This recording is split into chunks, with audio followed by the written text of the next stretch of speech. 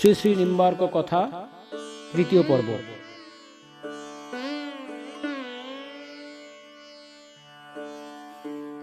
ভগবত দর্শন লাভের পর নিয়মানন্দ জগৎ কল্যাণের জন্য প্রথমে বিভিন্ন তীর্থস্থানে ভ্রমণ করিতে লাগিলেন।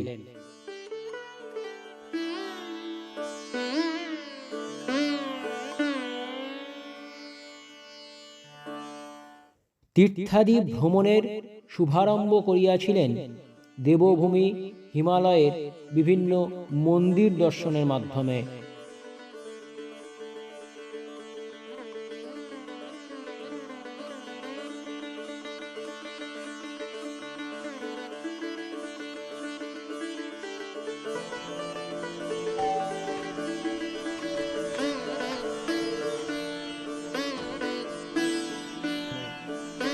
বদ্রীনাথ দর্শনের পর নিয়মানন্দ কাশী বিশ্বনাথ দর্শনে এলেন।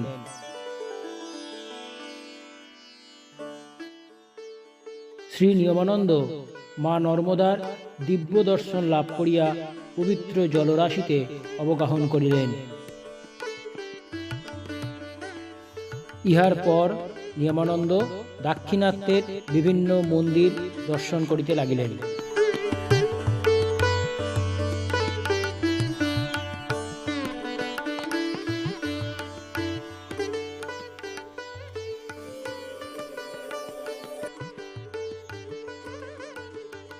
নিয়মানন্দের উজ্জ্বল কান্তি ও তপোদ্দীপ্ত মুখশ্রী দর্শন করিয়া অনেক জীব তাহার প্রতি আকৃষ্ট হয়ে আশ্রয় গ্রহণ করিলেন।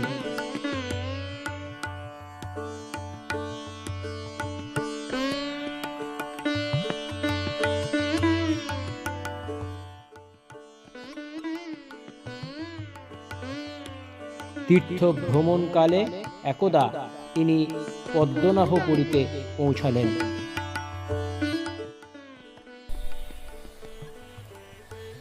পদ্মনাভপুরীতে সেখানকার আদিবাসীরা নিয়মানন্দের অনেক আদর সৎকার করিল এবং অনেকেই তাহার নিকট দীক্ষা গ্রহণ করিল।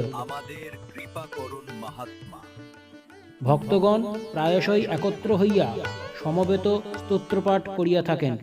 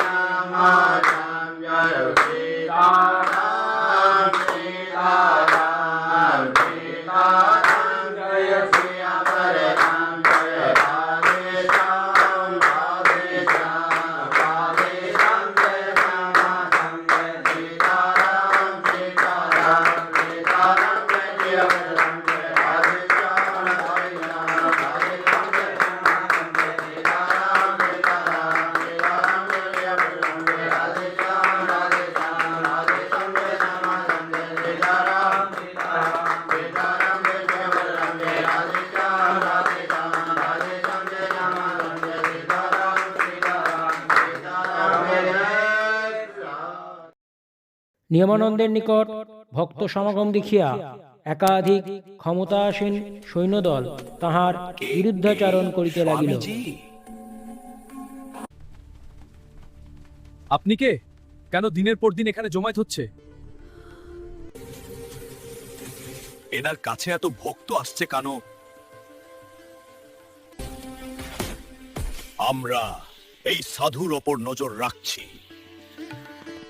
বারংবার সৈন্যদের দ্বারা বিরুদ্ধাচারণের ফলে সাধনায় বিঘ্ন উপস্থিত হওয়ায় শ্রী নিয়মানন্দ শহর হইতে দূরে তপবন সদৃশ সুন্দর রম্য স্থানে নিজের আসন স্থাপন করিলেন।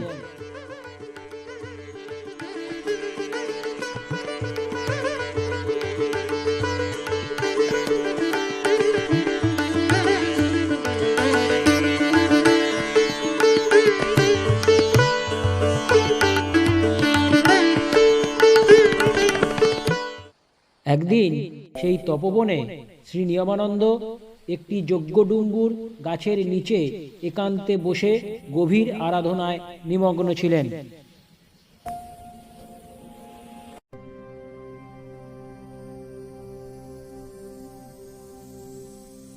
সেই সময় কিছু দুরভিসন্ধিযুক্ত দুষ্কৃতিকারী সেই স্থানে উপস্থিত হইয়া তাঁকে নিয়ে নানান কুকথা কহিতে লাগিল।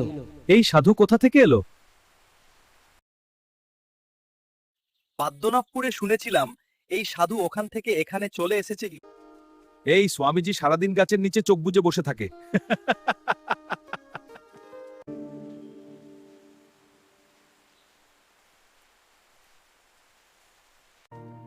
এই সাধু আসল কিনা সেটা পরখ করতে হবে। এইসব কথা শুনিয়া নিয়মানন্দ দুষ্কৃতীদের প্রতি শুধুমাত্র দৃষ্টিপাত করিয়াছিলেন। ঠিক সেই সময় গাছ হইতে একটি ডুমুর পতিত হইয়া নিয়মানন্দের চরণ স্পর্শ করিল। শ্রী নিয়মানন্দের চরণ স্পর্শ মাত্র সেই ডুমুর ফলটি দ্বিখণ্ডিত হইয়া একজন দিব্য পুরুষ আবির্ভূত হইলেন। প্রণাম স্বামী শ্রী নিয়মানন্দজি।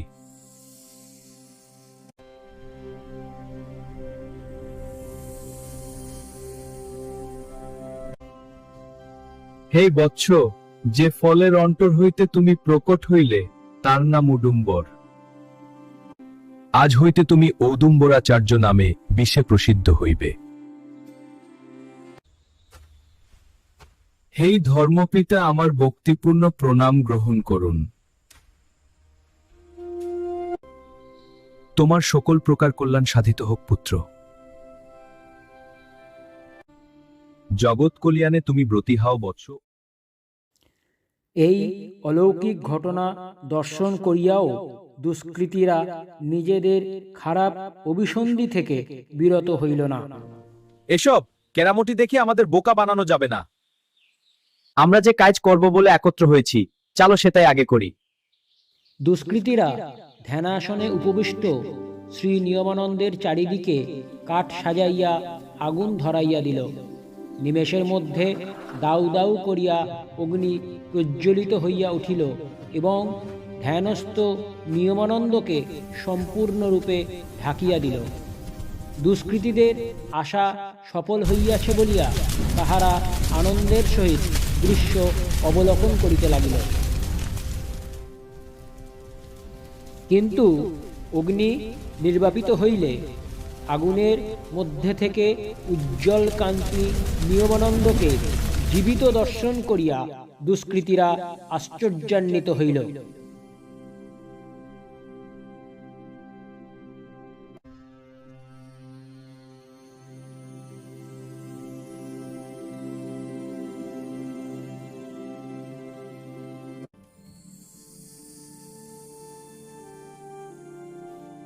দুষ্কৃতীরা ভীত হইয়া পলায়ন করিতে উদ্যত হইলে দুষ্টদের দণ্ড দেওয়ার নিমিত্ত ভগবান শ্রী নৃসিংহ রূপ ধরিয়া আবির্ভূত হইলেন এবং দুষ্টদের ভক্ষণ করিতে উদ্যত হইলেন।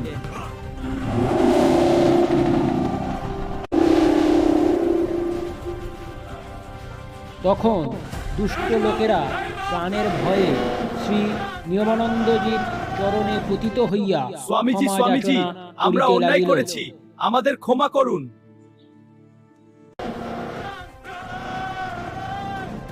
স্বামীজি, স্বামীজি, আমরা অন্যায় করেছি, আমাদের ক্ষমা করুন। তোমরা শান্ত হও, অনুশোচনে অপরাধ কমে যায়, ভগবান তোমাদের ঠিক ক্ষমা করবেন। হে প্রভু, আপনি শান্ত হয়েন। ॐ उग्रं वीरं महाविष्णुं ज्वलन्तं सर्वतोमुखं नृसिंहं भीषणं भद्रं मृत्युर्मृत्युर्नमाम्यहम्। ॐ नमः भगवते श्रीनृसिंहदेवाय। ॐ नमः भगवते श्रीनृसिंहदेवाय। नमस्ते नरसिंहाय प्रह्लाददायिने हिरण्यकशिपुर्वक्ष शिलाटङ्कनखालये ईतनृसिंह परतनृसिंह यत यत यामि तत नृसिंह बहिर्नृसिंह हृदये नृसिंह नृसिंहमादिं शरणं प्रपद्ये। तव करकमलवरे नाखमुद्भूतसिंहं दलित নিয়মানন্দ আমার হিরণ্যকশিপুতনভৃঙ্গম আশীর্বাদ গ্রহণ করো। আমার জীবন ধন্য কেশবাধৃত ভগবান। নরহরিরূপ নিয়মানন্দ জয় আমার আশীর্বাদ জগদীশ গ্রহণ করো। হরে। আমার জীবন ধন্য ভগবান। वागीशजस्य वदने लक्ष्मीर्यस्य च वक्षसि यस्शान्ते हृदये संवित् तं नृसिंहमहं भजे। শ্রী নিয়মানন্দজিকে আশীর্বাদ করিয়া ভগবান শ্রী নৃসিংহদেব জ্যোতি স্বরূপে সেই স্থান হইতে অন্তর্হিত হইলেন। তৃতীয় পর্বের এখানেই বিশ্রাম।